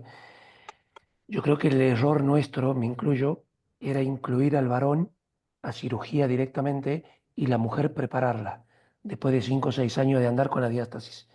Hoy en día, sea varón o mujer, yo lo mando a fisioterapia, kinesiólogo, y la única diferencia es que no tiene incontinencia de orina el varón, no la vi. Yo creo que por un tema de ángulo vesicouretral, pero, y no porque no tiene partos, pero la preparación del paciente, yo creo que en los últimos 20 varones no tuve seroma. Y incluso dejé de hacer el taping neuromuscular. Lo hacemos cuando hay seroma postoperatorio, yo no lo hago de rutina, porque el seroma dejó de ser un problema con la preparación en la preadmisión. O sea, el paciente me ve hoy, yo le digo, usted se va a operar de acá a 2 meses, no antes. Pero yo me quiero operar antes, bueno, vaya a buscar otro cirujano. Y ya el seroma, con una buena preparación, eh, ya no me preocupa. Es que el taping no es para el seroma. Ahí está el error. Es en parte para el seroma. Nosotros no lo estamos aplicando para el seroma. O sea, además, el concepto del taping, desarrollado por Ángela Lange, que fue pionera en todo esto, es muy claro y concreto. O sea, si bien tiene un efecto estimulante de los vasos linfáticos, el concepto de la tolerancia cero de seroma tiene que ser entendido mucho más allá del taping. Y el taping no te va a solucionar eso. El taping es un elemento más, el drenaje, la compresión, el drenaje manual linfático, es un contexto. Ahora, el taping nosotros sí lo hacemos rutinariamente. El taping no tiene efecto, no lo digo yo, lo dice la evidencia publicada, y esto pueden terminar esta charla y buscarlo en PubMed. No tiene ningún efecto si uno lo aplica después de las 24 horas. Debe ser aplicado dentro de las 24 horas. Derlin, nosotros hacíamos el drenaje manual linfático al comienzo un poco más alejado de lo que lo estamos haciendo ahora. Yo ahora no mando de alta a ningún paciente si no tiene drenaje manual linfático. ¿Pero por qué? Porque entendieron los kinesiólogos que porque primero vienen a quirófano ahora y ven lo que hacemos. Antes no venían a quirófano y no entendían lo que hacíamos. Simplemente leían nuestros artículos y hacían un hipotético deductivo como hace mi hijo de 3 o 4 años, porque dice, bueno, llueve, entonces el piso está mojado. Bueno, eso lo tenemos que desterrar de esto, porque esto es una cirugía anatómica, funcional, y hoy le podemos agregar cosmética. Entonces, la cuestión pasa por otro lado. Yo creo que así como Derlin dice que tiene una gran cantidad que la mayoría de sus pacientes no tienen una visión desde lo cosmético. Nosotros las diástasis que vemos en varones son diástasis por obesidad. Entonces, ese es el paciente que yo no recomiendo operar porque vamos a fracasar por todos lados. Yo creo que ese paciente, muy bien lo dijo Derlin, no solamente va a ir a kinesiología, ese paciente tiene que intentar bajar de peso, tenemos que intentar de que la grasa no haya invadido el concepto de la fascia, que es un tema nuevo. Miren, todavía de esto no escuché hablar a nadie, pero absolutamente a nadie. Y miren que hace más de 10 años que vengo escuchando hablar de diástasis. Nosotros tenemos un paciente que tiene sus músculos separados y venimos con una técnica que lo que hace es traccionar hacia la línea media una fascia. Bueno, nosotros tenemos que empezar a trabajar sobre la fascia, no solo sobre el componente muscular. Y la fascia no es solamente la aponeurosis, la hoja anterior o posterior de la vaina del recto, sino que son esas fibras conjuntivas que nosotros vemos que trazan el camino de las fibras musculares, en este caso el músculo recto, como pueden ser de cualquier otro músculo. Insisto, creo que lo que está bueno acá para transmitir al auditorio es que existen no una, sino múltiples etiologías vinculadas a la diástasis de músculos rectos y que el sustrato etiopatogénico es muy sencillo. Uno no hace diástasis porque quiere, uno hace diástasis porque puede. Y el único que puede es el que tiene una alteración del colágeno. Y gracias a Dios que la alteración del colágeno es para que haga una hernia o una diástasis y no un aneurisma de aorta abdominal. Por eso a veces se lo digo en forma risueña de esa manera a los pacientes para que entiendan que en definitiva se vieron beneficiados por la genética. En conclusión, yo creo que es importante, creo que Derlin o cualquiera de los que estamos acá, hoy día no estamos operando todas las diástasis.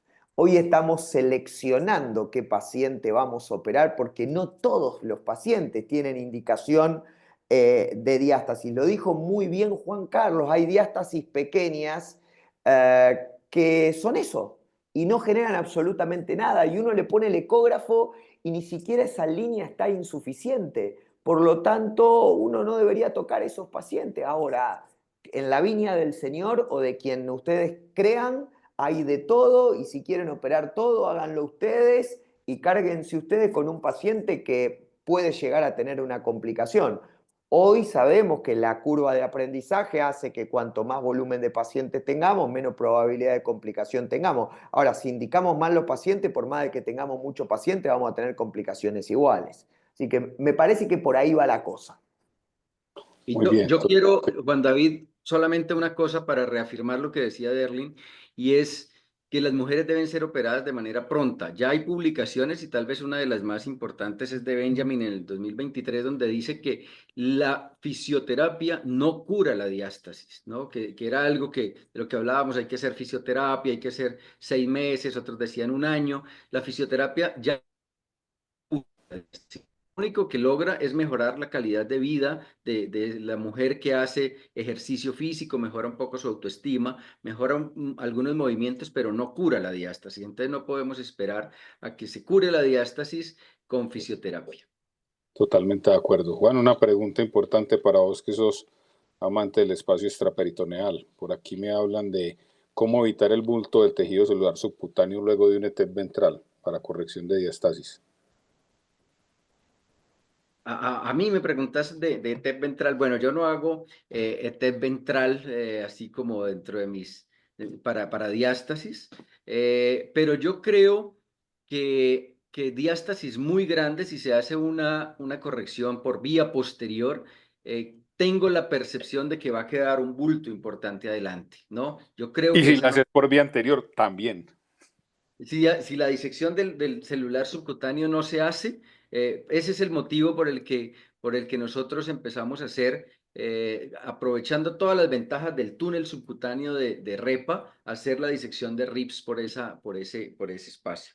Yo creo que hay que hacer una disección del espacio celular subcutáneo, si no estas técnicas nos van a dejar Una un brecha. bulto longitudinal que va a tener un efecto cosmético muy malo. Totalmente de acuerdo. Y lo otro es que cuando esas diastasis son muy grandes, sobre todo mayores de 5 centímetros, uno tiene que pensar, ¿esta es la técnica correcta para abordar a este paciente?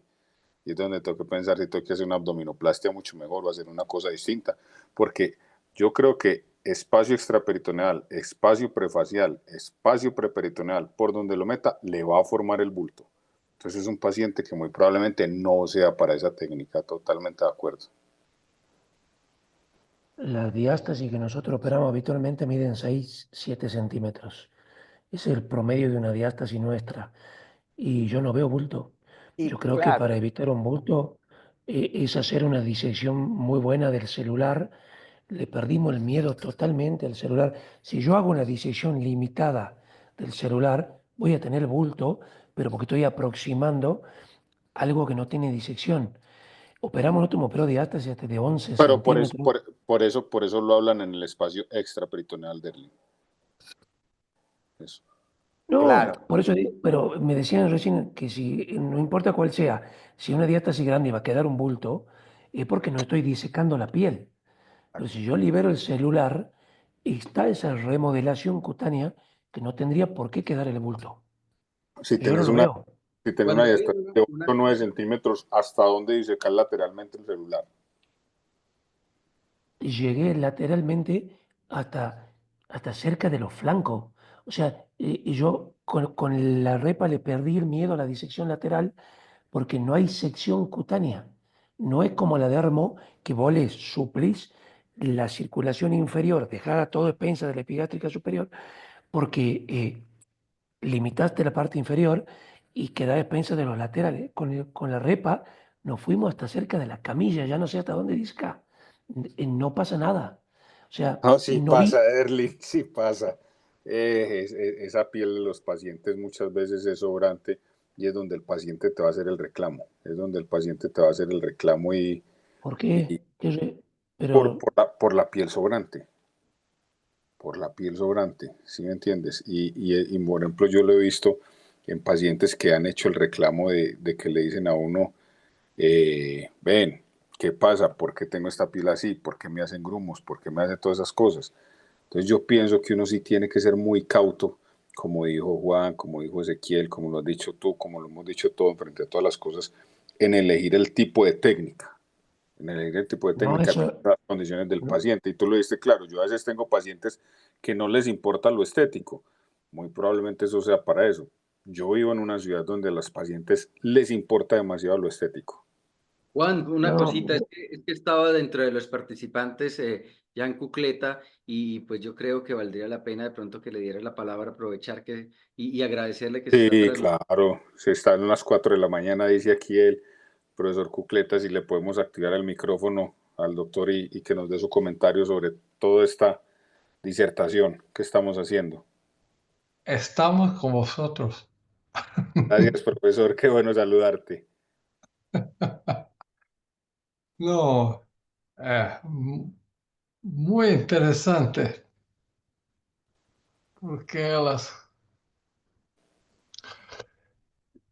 yo creo que los pacientes son diferentes y ya separar los varones y las mujeres es muy importante, porque las diferencias entre los sexos son muy importantes por la indicación y por el suceso de la terapia. Sigues apoyando que se separen, que sean distintos, que se haga terapia pre y posoperatoria, la existencia y la escogencia adecuada de la técnica para el paciente. Yo no sé qué es la terapia preoperatoria. Preoperatoria, antes de la cirugía. Preoperatoria, no sé más. Eh, La decisión,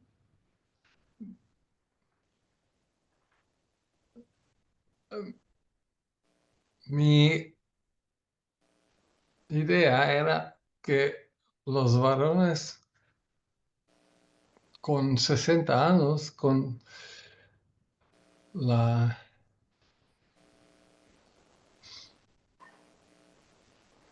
con el desenvolvimiento de la pared abdominal, con una... ustedes ya discutieron este problema, es la pared de un varón de 60 es un problema diferente de que de una mujer de 30, 35 postpartal. Y para mí esto es muy importante. Yo, en mi experiencia personal, yo no operé muchos varones. Casi nunca. Que sabía, esto no es pero para mí no era una indicación, pero ¿qué le digo? Vosotros todos tienen mucho más experiencia práctica. Yo operé casi siempre solamente a las mujeres. Eso es lo que casi todos creemos siempre, profesor. Yo creo que los hombres sí tienen una respuesta distinta en el posoperatorio. La atrofia de los músculos del recto y la pared lateral es un problema, es un otro problema, ¿sabe? Porque las mujeres postpartal son personas, no sé cómo se dice, saludables, healthy.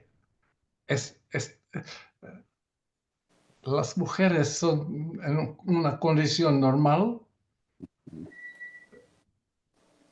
después del parto, pero los varones con 65, 75 tienen un problema total, porque la musculatura del abdomen es atrofia y no sabemos qué se puede hacer que quizá es muy, muy difícil decidir. Yo voy a hacer mucho entrenamiento, mucha fisioterapia. Esto no ayuda porque es un otro material que nos trabajamos juntos. Entonces, hablando de REPA, para mí era un suceso total.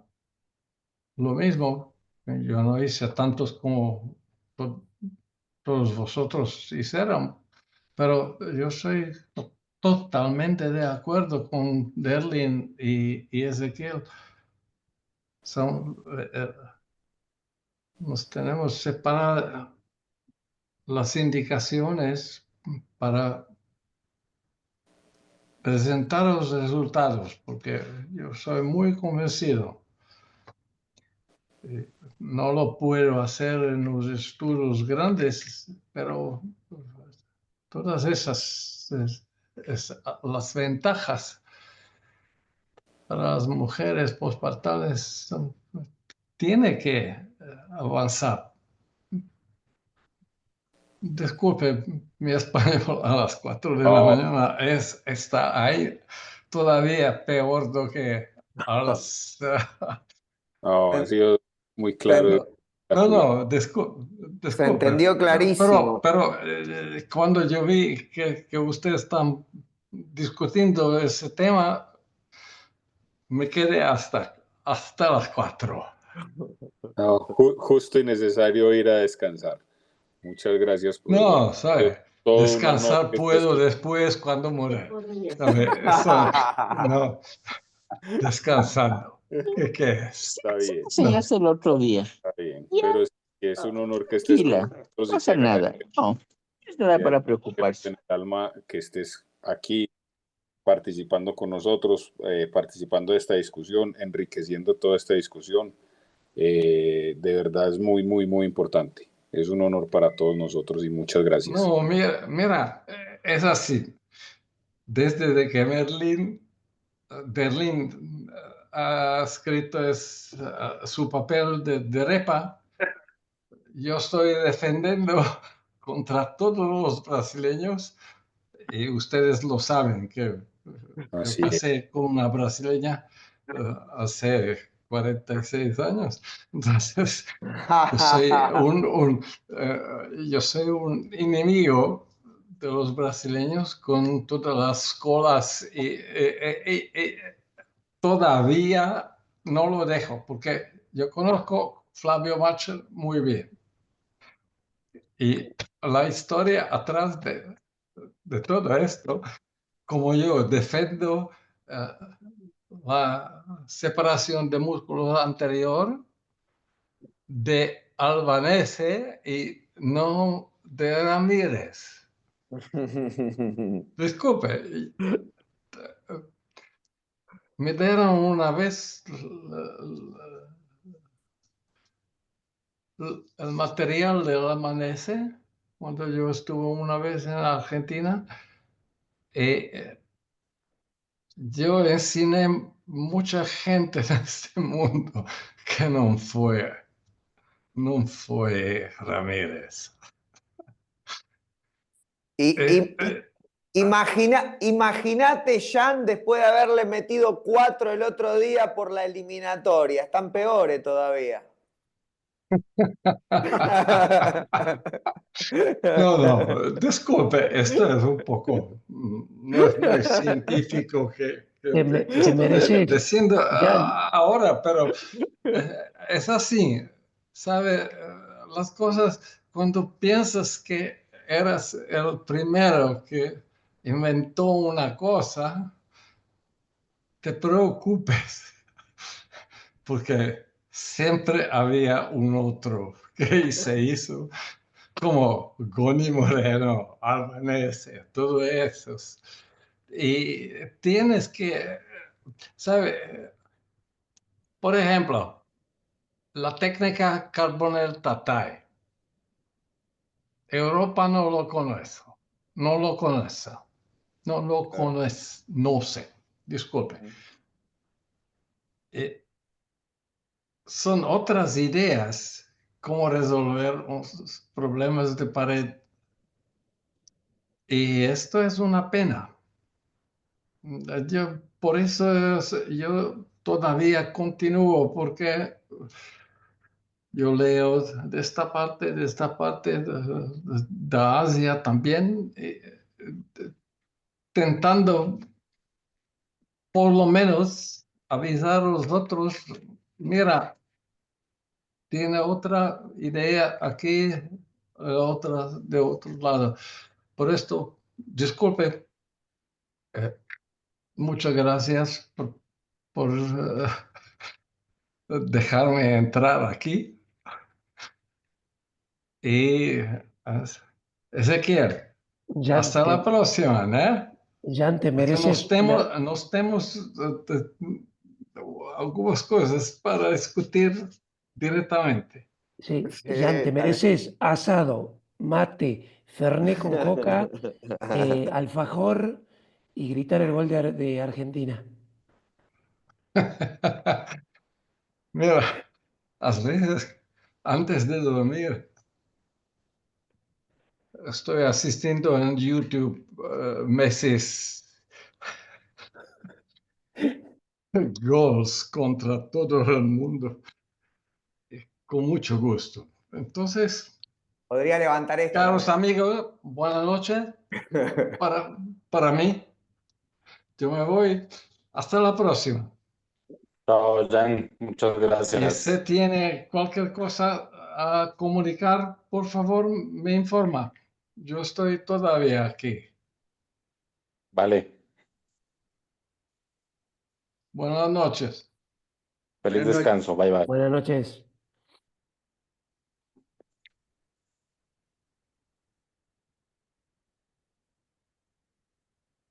Qué silencio.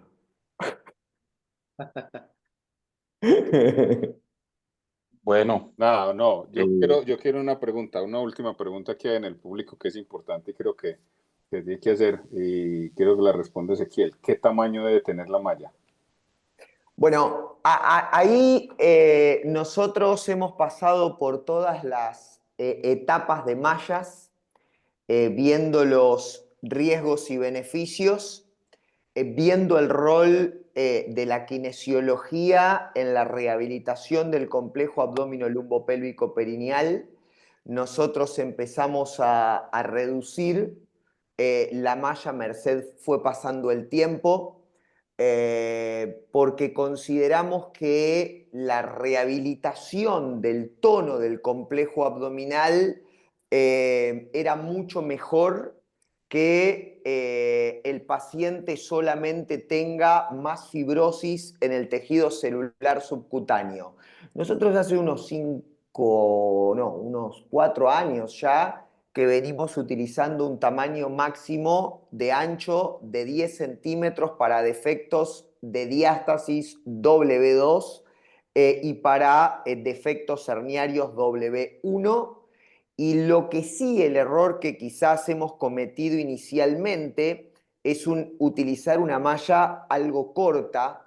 Creemos que la línea media es una, está descrito en todos los libros de anatomía, que se extiende desde el apéndice sifoides hasta la sínfisis del pubis. Por lo tanto, si bien tenemos estandarizada una malla de 30 centímetros, generalmente la recortamos unos 2 centímetros y creo que 28 centímetros de largo para un refuerzo completo de toda la línea media para nosotros es más que suficiente. Voy a traer algunos ejemplos. Nosotros usamos 10, no nos estamos bajando todavía de ese escalón. El doctor Cristiano Claus está usando 7.5 para la misma clasificación con muy buenos resultados. Y acá lo dejo para lo que se venga. Recuerden que hay cuestiones que no se pueden discutir porque son opinables, pero el doctor Flavio Malcher sacó ahora junto a la gente, bueno, no voy a dar ninguna marca comercial, la sutura malla, que es como si fuese un stent que uno a medida que va suturando va traccionando y por el comportamiento que tiene esa sutura se comportaría también como una malla. Ahí yo ya no puedo dar ninguna apreciación al respecto, simplemente que hemos modificado por ahí el estándar que se utilizaba de 15 por 22 y nosotros lo estamos usando de 10 por 28 o 30 en casos excepcionales para un refuerzo completo de la línea media. De acuerdo, muchas gracias. Doctor Gabriel González. hola Juanda. Primero, pues felicitarte por la excelente revisión. Ya lo mencionó Derlin, sacar pues todo ese repertorio en lapso de tiempo corto y ser tan didáctico. Muy bien, me gustó la conferencia. Un saludo especial a Derlin, a Ezequiel, a Juan Carlos por acompañarnos en este webinar. Eh, Pienso pues la asistencia lo dice todo, casi 200 participantes, 100 por Zoom, 100 por el canal de YouTube. Un saludo para todos los colegas cirujanos de América Latina. Me quedo corto saludándolos. Está por ahí el profesor Cisneros, Miguel Magdaleno, muchos colegas peruanos. Ya estamos pasados de tiempo, llevamos hora y 40 hablando de diastasis, pero yo quiero preguntar una sola cosa puntual, ¿sí? Y es, he visto unos modelos de prótesis que tienen una doble densidad, ¿sí? Son más túpidos en el centro, una densidad menor lateral, y sé que pues con este desarrollo tiene que ver mucho Ezequiel. Me gustaría conocer el fundamento de esto, sí, porque me parece una propuesta bien interesante. Y de acuerdo con las dimensiones de la malla, que empezamos poniéndolas muy grandes, respecto a su ancho y corta respecto a su sentido cefalocaudal y lo que hemos venido haciendo intuitivamente, porque no lo habíamos comentado, es poner una malla de 10 centímetros de ancho y 28, casi 30 de largo, dependiendo de la talla del paciente. No sé si es la misma apreciación, si estoy en lo correcto. Me gustaría saber qué piensas. Sí, con respecto, si es la pregunta para mí, es el tamaño que uso de prótesis que acabo de mencionar. Y con respecto a la doble densidad, va un poquito más allá de lo que habitualmente nosotros trabajábamos. A ver, un poco hemos tomado el concepto de la evolución misma de la región inguinal. Durante algún momento pensábamos que las mallas ultralivianas habían venido a solucionar un problema que en realidad nos trajo más dolores de cabeza que otra cuestión porque empezaron las recidivas. Yo siempre tengo el concepto del capítulo del libro que vos escribiste, Gabriel, donde aclarás justamente este tema de las densidades y cómo han evolucionado en el tiempo. Ahora bien, ¿qué pasó? No todos los pacientes son primarios. Nosotros ya empezamos a operar pacientes con repa, posabdominoplastía, incluso la complexión física de los pacientes no es igual en todos ellos.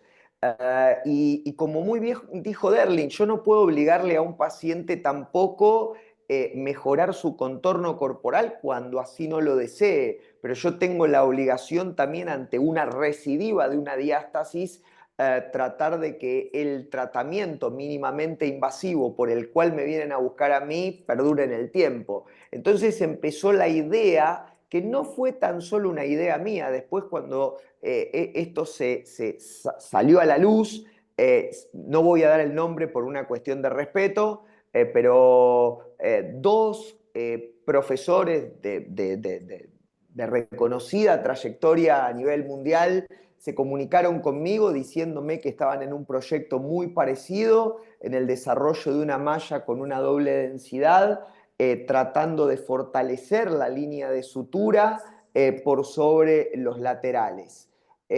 Nosotros ya tenemos prácticamente estandarizado la utilización. Creo que ustedes vieron dos. Hay una que no usaría para la diástasis, que la usaría para una cirugía abierta de reconstrucción de línea media en una cirugía de RIPS, por ejemplo, común y corriente, que es la alta mediana densidad, pero sí la de baja y mediana densidad.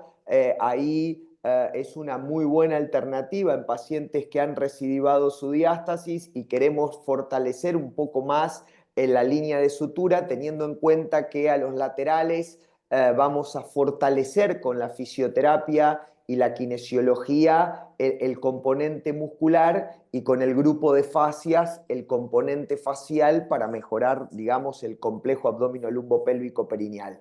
Claro que, voy a usar una frase de Derling, las verdades de hoy son las mentiras del mañana y quizás todo lo que estemos hablando hoy, el día de mañana, sea un absurdo total, pero es la historia misma de la medicina y es el camino que nosotros tenemos que transitar.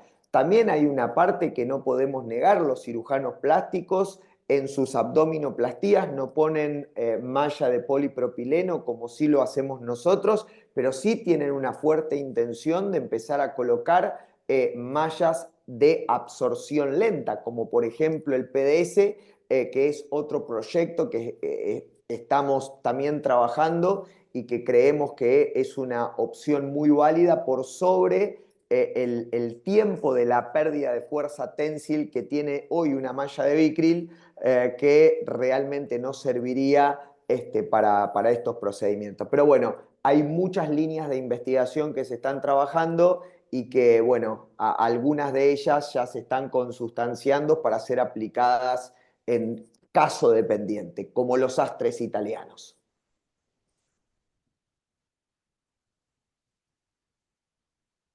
No se te escucha, Gaby, si estaba hablando. Quiero dar las gracias a la doctora Andrea Betancourt, que pues siempre es pues nuestra maestra de ceremonias tras bambalinas y está pendiente pues de toda la coordinación de de las actividades académicas. Yo creo que ya para cerrar, alguien preguntaba de cómo evitar el bulto en estas técnicas de cierre de línea media. No sé si alguno de los tres panelistas quiere hacer referencia a la sutura de Dinan, si, para ilustrar al público que esa es una alternativa. Sí, yo creo que esa sutura es muy interesante. Es una sutura que cuando uno hace la técnica ITEP en todas sus versiones, sea retromuscular o sea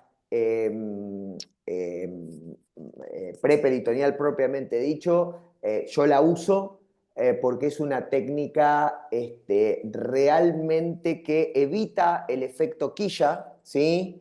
Con la sutura del surchet habitual que podemos hacer de repa no vamos a hablar porque repa yo creo que es replicar un simulador, digamos, es la técnica que nos ha permitido, así como el Liechtenstein nos ha igualado en la inguinal, creo que repa nos ha igualado en la diástasis de músculo recto, pero cuando trabajamos hacia el techo, creo que esa es la sutura que nosotros tenemos es como una especie de guarda griega, lo cual te permite evitar el efecto quilla.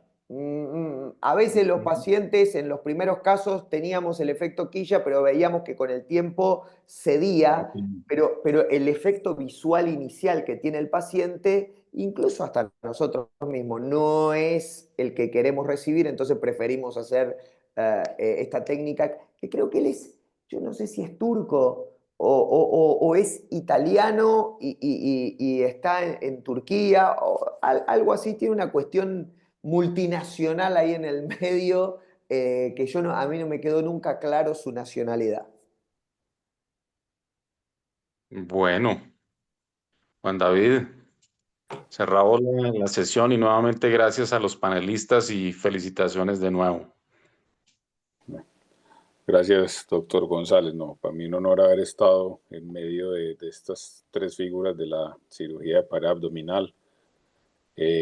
Agradecido mucho con ellos porque sé que en Argentina también ya está tarde y sé que los otros también llegamos casi que corriendo a conectarnos y tener tanta gente aquí es un honor para todos nosotros y es seguir viendo que podemos seguir ofreciendo cosas buenas en pared abdominal, en educación de pared abdominal y tener un nivel importante académico para que la gente se siga animando a seguir aprendiendo y a seguir creciendo en este tema que es tan necesario para el cirujano general hoy en día y que tantas expectativas tenemos todos.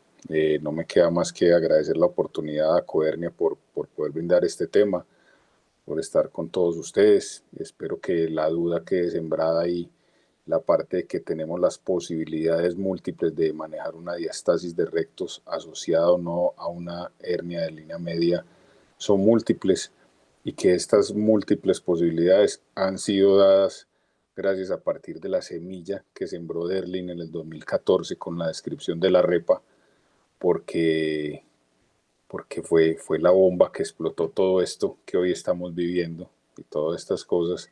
Y por eso es un repa 2.0. Por eso vamos creciendo, vamos siguiendo y vamos a ver cuándo va a ser el 3.0, hermano.